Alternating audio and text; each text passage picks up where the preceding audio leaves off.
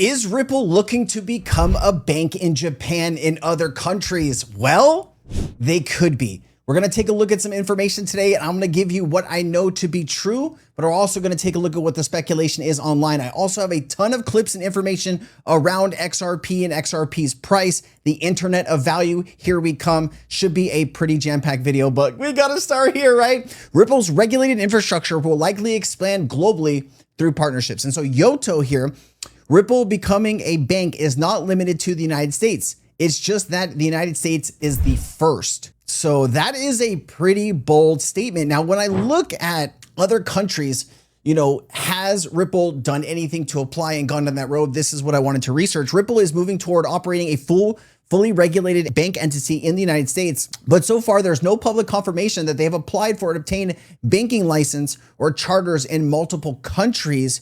Ripple's applied for and just received the OCC approval, which we covered the last few days. Outside the United States, public information mid-December 2025 shows Ripple expanding globally, mainly through licensing and its payments crypto services. For example, in Singapore, via regulated partners like Amina Bank in Switzerland. Remember when I played, if you watch the CBDC video I made a few days ago, we had James Wallace on there, and I had multiple clips of James Wallace talking, and he always brought up 3 countries specifically. And those countries were the UK, Japan, and Switzerland. So I'm wondering if there's still going to be some announcements around those 3 places here early 2026. There's no official announcement that Ripple has applied or been granted a trust bank charter in other specific countries, but what would they need to do to get there? Ripple or any crypto firm would need to meet each region's standard banking license process first, PRA, FCA in the UK, National Credit Institution, and MiCA rules in the EU. Now, Ripple has been working in the UK and in the EU for quite some time, and they do have a lot of licenses and they have close ties with regulators. So you start to wonder, is the US really first? And then will they expand and become a global bank in other parts of the world? It does look like that could be a possibility here, ladies and gentlemen. And then, of course, National Credit Institution under the MiCA and EU rules, and crypto oversight in Japan, and then layer crypto-specific permissions on top. European bank, to become a bank, Ripple would, this is in Europe, European Union, Ripple would need authorization as a credit institution under the Capital Requirements Directive Regulation CRD and CRR via the National Competent Authority, BaFin and AMF, including full banking business plan, governance, fit and proper management, capital, risk, and AML frameworks. For crypto and tokenized services, Ripple would also either obtain or rely on authorization as a crypto asset service provider, also known as a CASP, under MiCA, which requires the EU legal entity, local management, specific capital, and detailed organizational disclosure and custody controls, then uses passporting to operate across the EU. In the United Kingdom, a UK Ripple bank would typically require a full banking license, meaning authorization by both the Prudential Regulation Authority, the Prudential Capital Risk, and Financial Conduct Authority, which is the FCA. This involves a staggered process, intensive supervisory engagement, and demonstration of sustainable business model, IT resilience, governance, and AML. Now, let me ask you this question. If there was a company, a blockchain infrastructure company that has already taken these steps here in the United States, do you think it's so far-fetched that they wouldn't be looking to do this in other countries? I personally think that you could see a Ripple bank in every continent that they operate in that they specifically want to hold, right? They're going to have something maybe in Australia. Maybe they'll have something in Canada. Maybe they'll have something down in South America. It is not far-fetched. Once they get the first one, they're going to push through, I think. In Japan, full banking status requires licensing under the Banking Act through the Financial Services Agency, the FCA, with a locally incorporated entity, substantial paid-in capital, conservative risk profile, and strict oversight of governance, internal controls, and consumer protections. And they already have SBI there. So SBI could help them in this process. For crypto services alongside or instead of a banking license, a Japanese entity must register as a crypto asset exchange service provider under the Payment Services Act and the FCA, which involves a detailed application, minimum capital requirements, strong AML and CTF, cybersecurity, custody frameworks. And so kind of like a similar process all over where you go. What do you guys think? Is Ripple going to try to do this? I'd love to better understand what you guys are thinking down below. A Bank of Japan linked banker just said Ripple becoming a bank isn't limited to the United States. So apparently this Yoto person is a linked banker to Ripple. So pretty interesting. All right, let's play this clip from Apex Crypto. I know this man's doing a really good job spreading a lot of cool information and research. Let's go ahead and highlight some of his work. It's the internet. So what people have to understand, like some people say like these astronomical value, like 10,000, 5,000, people even saying 20,000. And most people say like, it's crazy. I understand. Like sounds absolutely ridiculous. But when they say that, you got to think it's an internet. And most people spit out those numbers, not based on them realizing that it's actually an internet of value. I think they spit out those numbers just based on the actual volume that's going to go through it. 20 trillion, 30, because it's 20-30 trillion per day today that's moving internationally per day. It's about 20 trillion per day. But once you start tokenizing everything, it's not going to be 20 trillion per day. It's going to be way more than that. To watch the... I think it's a little bit more than 20 trillion per day. I mean, you had JP Morgan the other day, the CEO of JP Morgan, Jamie Dimon, he said that they moved 16 trillion just in that day. And then so you got to stack on the rest of the world and all of the other banks. So I'd imagine it's a lot more than 16 to 20 trillion, probably closer to the 30. Let me just, how much money in total gets processed around the world each day? It's hard, right? Because you need stocks, bonds, derivatives, just value moving, right, through the SWIFT system. Yeah, see, this is not daily exceeds 20 trillion. It's hard to imagine it's 20 trillion and JP Morgan's moving 16 trillion of it, right? So I think it's not taking into consideration some stuff. If anybody knows the figure off the top of the head, link it down below. All right, I did think this was worth posting, right? Everyone's wondering, is the crypto market here to stay? And I think Brian Armstrong, has a very good point here with the US and what their plans here are for the crypto market. Is it fair to say the sophistication and the maturity of this market has really reached a more advanced stage now, though? People are more trusting in the tradability of these assets? 100%. And I'd like to think Coinbase has helped move that along a little bit over the last decade. But we're in a much better place. It's regulatory clarity emerging. I mean, the United States government has a strategic Bitcoin reserve now, right? Like, what bigger kind of endorsement might you have of like, this is here to stay? And then the largest financial institutions and fintech companies in the world are all integrating crypto in some way, shape, or form, whether it's stablecoin payments or eventually they'll be raising money on chain, doing corporate debt on chain. So I think at this point, crypto is here to stay, and we'll look back at 2025 as that year where the regulatory clarity finally happened. Is it fair to say the sophistication? I feel like the US is making a mistake here, right? They're going with Bitcoin over everything else.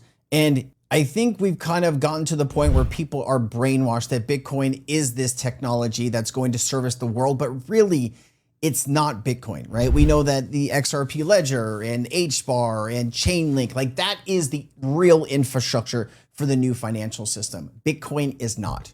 Bitcoin is a store of value, and it is a risky store of value at that. If anybody were to find out where Bitcoin actually came from, whatever it is, once you find out who actually made it, then people are going to tear apart that person's life or that government agency's life. And they're going to find I don't know, man. I think instead of putting $100 billion into Bitcoin or whatever they're going to do, why not put the money into ADA, XRP, Solana, Chainlink? Like, you could help fund the infrastructure for the United States and support American projects over supporting just a few billionaires that are just trying to make even more money. Because make no mistake, the Bitcoin lobbyists are putting tens of millions of dollars into Senator Loomis's pocket, right? And those types of people to go out and push this Bitcoin agenda. But really, it's not Bitcoin. Bitcoin is the greatest distraction in the crypto market because people are so fixated on that and they're not paying attention to the underlying technology that's really going to move the system. And I think that's where people are overestimating Bitcoin's value when you where do you think Bitcoin's going to be in 5 years? $1 million, 10x from now? Great. You buy one Bitcoin for 100 grand today. You got to wait 5 years, maybe it becomes $1 million. If you put $100,000 into XRP, you could buy 50,000 XRP. What do you think will have more value in 5 years from now? The one Bitcoin or 50,000 XRP? If XRP were to go to $500, that'd be 25 million. If XRP went to $250 million, $250, that would be $12.5 million, right? You would have 10x, 20x, 30x gains by buying one over the other. This is why when people come to me and they're new into crypto, I basically tell them you can spend $100,000 on one Bitcoin and hopefully that Bitcoin will go up over time. or you can invest in the actual infrastructure of the crypto market, which is XRP, Solana, Chainlink, and I gave them a few others. Up to you. The new internets that are being built, like the Internet of Value, which is XRP, and the Internet of Trust, which is Quant, QNT token, Quant Overledger, those two new internets all have to rely on the token for their functionalities. For like the volume has to go through the token. And when people say like, oh, XRP doesn't need to be used, I see this a lot sometimes in the comments, like, oh, XRP doesn't need to be used. Like we can just settle through CBDCs or USDC. You don't need XRP. No, that's incorrect. You need XRP for liquidity. Anytime you're going from one asset to another, XRP is that bridge. So the next internets that are being built, because blockchain exists, they're foundationally built on like these tokens were hard coded, like the platform or the network was hard coded that you need to use the token. People will always underestimate the change that is happening, and they will always think that they are right because they haven't done the due diligence that you have, right? Don't let any one thing or one person knock you off what you believe. You do countless amounts of research. If your opinion changes over time, it does it because you are well versed in that subject. All right, so here's the cumulative equity ETF flows by year on the current cycle. Crypto ETFs are still in an infancy. The amount of money setting itself up for entering is staggering. And so here is basically what we are looking at. Year 4 average daily inflows, 5.355 million. So is that 5.5 billion, I imagine? And then, so just to give you some additional context here, the x-axis runs from October 22nd to October 2025, divided into 4 yearly segments labeled 1 through 4. Each color, blue, green, orange, and blue again, shows the cumulative dollar amount flowing into US equity ETFs during that year, with annotations average daily inflows roughly 1.29. So as you can see, this has just been going up, right? This is 2022. This is where we are right now. Used to be 1.29, then 2.61, then 3.42, now 5.54. Where do you think this is going next year, right? It looks like this is going up anywhere between 30%. This could be at 6 or 7, probably closer to 7 next year. Total amount US ETFs here, we're about 13 trillion, 13.2 trillion. Globally, this is about 18 to 19 trillion. And so crypto only represents less than 1%. I think it's $150 billion of that money. So there is a lot more to be done here in crypto. Yeah, crypto represents 150 to 160 billion in assets, roughly 1 to 1.5% total. Now, all of this value will be transacted and live in the ecosystem, but also new money is going to be coming out of the stock market ETFs and into the crypto ETFs, because this is where the growth is going to be over the next 5 to 10 years. Now, if you take a look here at this graph that I showed in a different video, tokenized value versus the total value of common financial categories. Here are the categories on the left: fixed income, stocks, private equity, private credit, and commodities. And here is in billions. Remember, we're looking at these numbers in billions. This is the total value, and this is the percentage that we've reached so far. So you tell me, have we even started this? I mean, there's only one thing over 0.5% here, which is private credit. The rest is not even at 0.1% yet, or even like 0.1%. So we got to understand that this value is going to be coming on chain over the next few years, and it is going to start to speed up. Once they start to do it and test it and everything's working, it will be like a flood of money coming on chain. 10 trillion first, 15, 20, 50, 100 trillion. Where do you think the assets you hold are going to be when there's $100 trillion market? Okay. The SOB had a plan all along. JP Morgan lobbied that weasel Gensler and the SEC to come after Ripple while those old buffoons got out of their wheelchairs to see what was going on. Now year 5, deciding to prototype the legacy system is dead, just like Kodak, Blockbuster, and Sadler's. What is a Sadler? All obsolete. And now this will happen again. It looks like Swift made some announcements here in September. We announced plans to add blockchain-based ledger infrastructure. What is Ledger? Who is it for? Right? Swift understands that they are about to be replaced. Even if Swift can compete, which they can't on price, with a Ripple or some other asset, who's going to want to use the Swift system over something that can get there instantaneously, right?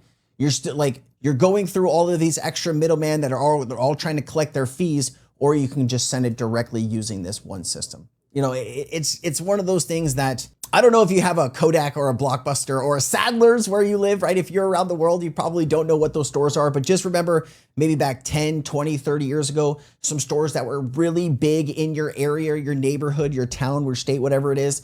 and those stores are no longer here. That's the evolution of technology, and the companies that don't innovate too quickly, those are the companies that'll get left behind. Remember how big Blockbuster used to be? Man, you weren't cool unless you were going to Blockbuster on a Friday night to get a VHS video. God, remember that VHS? You had to rewind it to, or they charged you for returning it, or like what? Then they charge you late fees? What? Okay.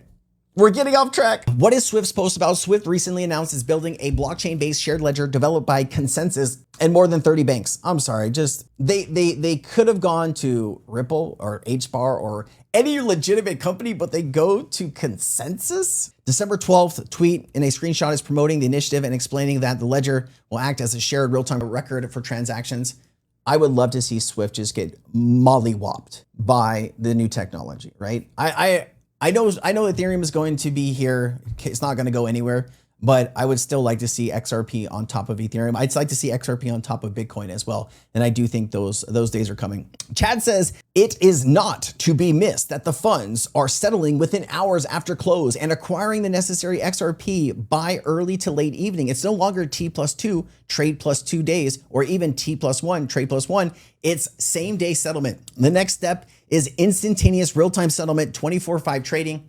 Bankers still need the weekends and holidays. They don't want to give that up, but eventually this will be 24/7 trading, just like the crypto market. And think about how many more transactions will happen once we get there. All right, guys, if you got any value, please hit like, share, comment, whatever you want to do. I really appreciate you. I hope you have a great Sunday and a week in front of you. It is the holiday season, so spend some time with somebody you love and have a really good time. All right, I hope you get what you want for Christmas and New Year's and all of that jazz.